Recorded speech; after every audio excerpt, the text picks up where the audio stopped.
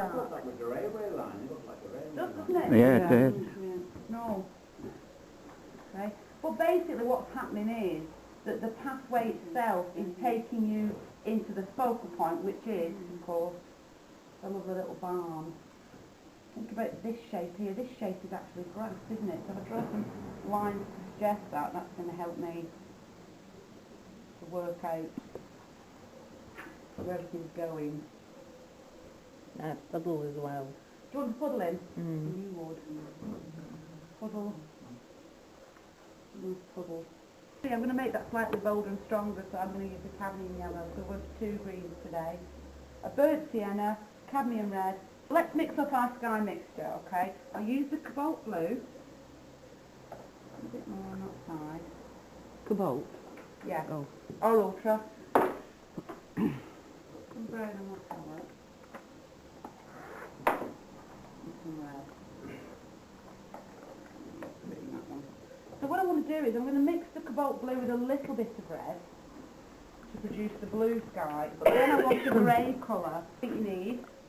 So we've got the cobalt blue, which is obviously this area here, and we'll use touches here as well. I'll put a little bit of red into it, more of a purple edge. And then I'll mix the grey, so that's going to be a combination of a bit of the cobalt blue, a bit of burnt sienna, and a bit of the cad red. Careful with the cad red, now it's got too much in. So we'll take a bit more cobalt blue, Frankie. Got no feet, just would like to test that, so can you bear with me? No, I should have had it quite ready. Well, that'll do. Bit more brown, I think. Yeah, okay. So cobalt blue, a bit of cadmium red, and then I've got cobalt blue, cadmium red, bit of burnt sienna. You're going for a grey. Okay. So what you could do is you kind of just, excuse me, put them in with a pencil. Just a rough shape, then you know where you're going. And I think that's a wise move when you're doing a sky like this, because it's giving you something to paint along, isn't it? Okay.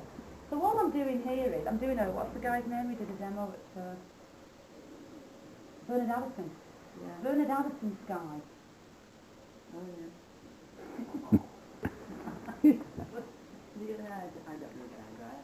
I don't even know those. Okay, so trying to keep up to my pencil mark and suggest flow shapes. If I find that I've been too clumsy or too heavy with it, I can just take my brush and I can soften edges.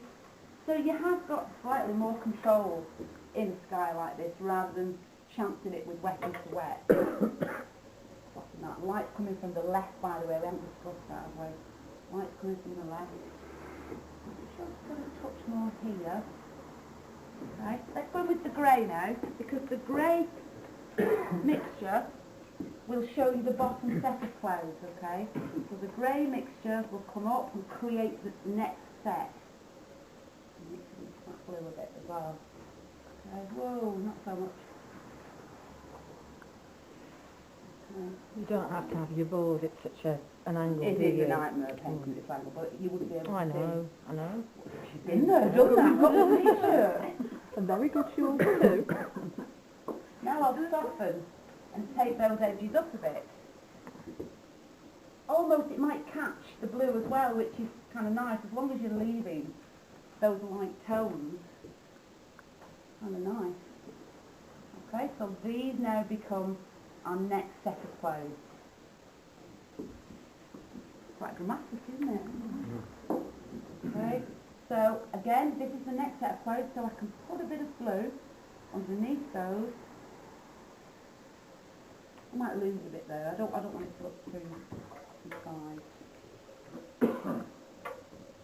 And again, I can soften with a bit of the grey up into that cloud shape. And again, if I catch parts of it, it doesn't matter as long as I'm kind of giving the illusion of the top of those clouds.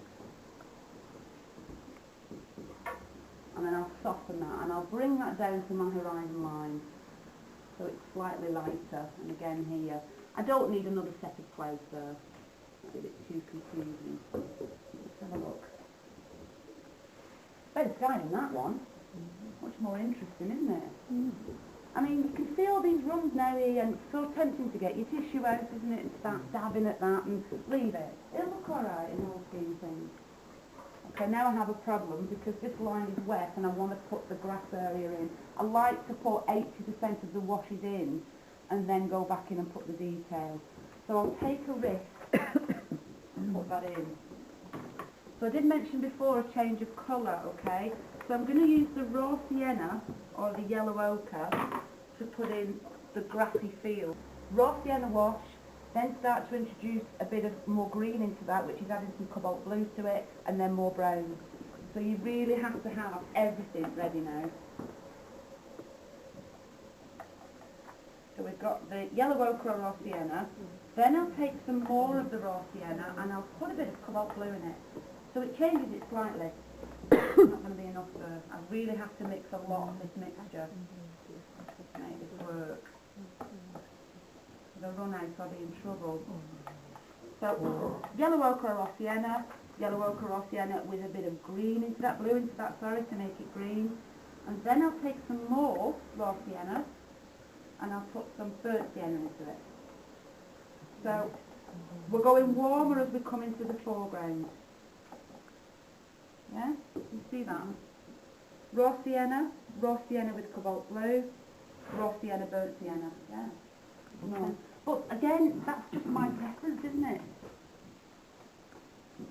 I mean, when we talk about simplification, really, it's better to not copy every single detail, and for me that's a detail I'm not that bothered about having. I'm not that bothered about that sheep either, but I've got to put it in, haven't I? Okay, let's start on this. Well, no, go on, we'll make life easy. And we'll bring that down. And now I'm painting in between the pathway. Some grass shapes there. I don't want that pathway to reach the farm entirely. Okay. Now I'm going into that other mixture now, which is the yellow ochre with a bit of cobalt blue. And we'll make it slightly darker. Always working from the bead of paint underneath. Nice raggedy edges on my pathway. Okay. Notice if I don't have that bead of paint, it's going to be quite dry, isn't it? Let's go into that other mixture now, which is the burnt sienna and yellow ochre. It's kind of a subtle change, isn't it, in temperature, but it's rather than putting all those individual grass shapes in, it's doing the work for me. It's telling you that the temperature is changing and it's getting warmer as it comes closer. Okay. Quick flicks of the brush. I don't want lots of detail. Almost drawing that in. Mark in grass shape.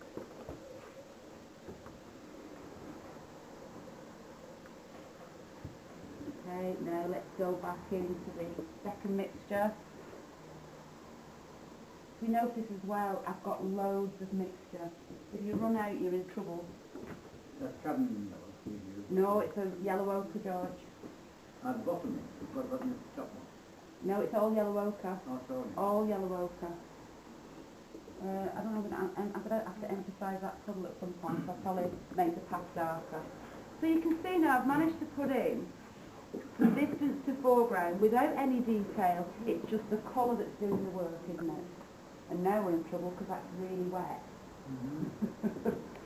And we have to try and paint white. Take my raw sienna, or yellow ochre, and just bob it along that line.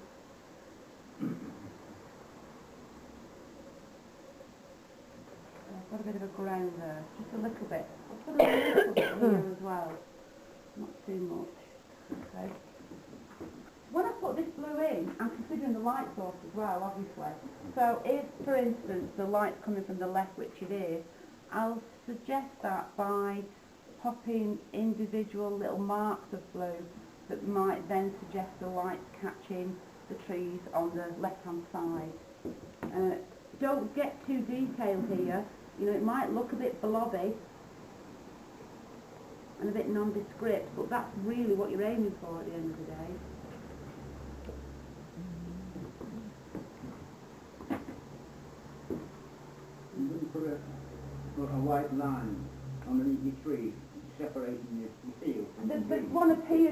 but that's purely by accident. But it does, you don't really have to, unless your wash is wet and then you don't want it to run.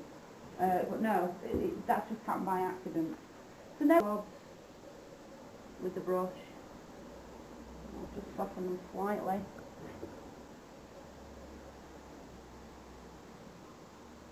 Okay.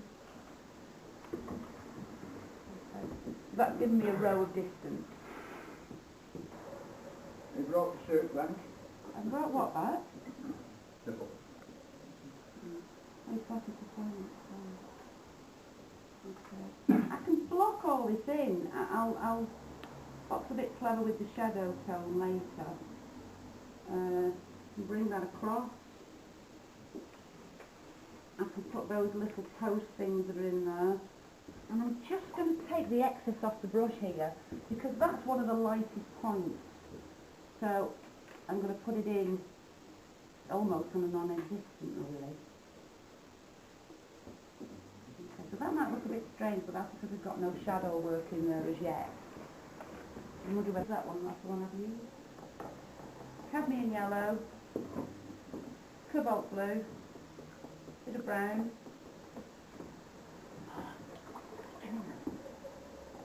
Talk to yourself while you're painting. I want to lift those out. I'll borrow your that. Borrow my thumbnail later. Okay. Side of the brush. Leading a little bit. Taking it along the edge of that barn roof. It's so hard to leave those little gaps. But if you do, obviously it's going to look a lot better for it. Maybe now I could suggest that that is a branch here. I put in the dark against it. And maybe I could suggest another branch here. But really what I want to do is actually frame the barn with this wash.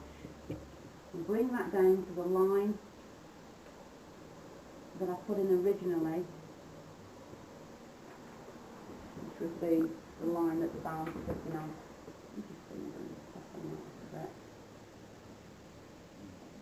Okay. So I've kind of tried to leave those two gaps.